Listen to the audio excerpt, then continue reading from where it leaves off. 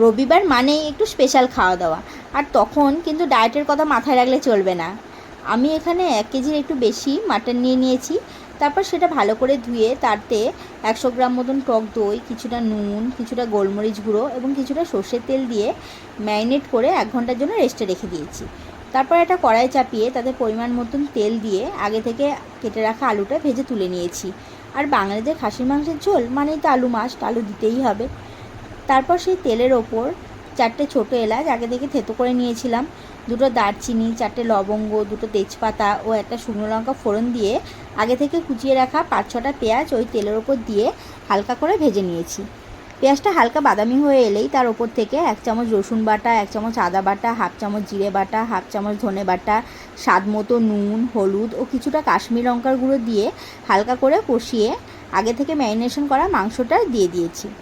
মাংসটা নাড়তে নাড়তে মাংস থেকে যে জলটা বেরিয়ে আসবে সেটা যতক্ষণ না পর্যন্ত শুকিয়ে আসছে ততক্ষণ মাংসটা কষিয়ে নিয়েছি। তারপর মাংস থেকে তেল ছেড়ে আসলেই মাংসটা আমাদের কষানো রেডি। এরপর মাংসটা একটা প্রেসারে ঢেলে নিয়েছি এবং আগে থেকে ভেজে রাখা আলুগুলোও ওই প্রেসারের ওপর দিয়ে দিয়েছি।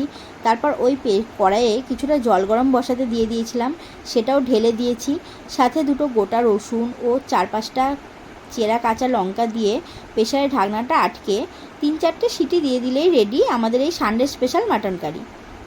আর ওয়েট করতে পারছি না, সোজা গরম গরম ভাত নিয়ে চলে এসেছি। আপনারা কে কীভাবে মাটন রান্না করেন কমেন্ট করে জানাবেন। টাটা।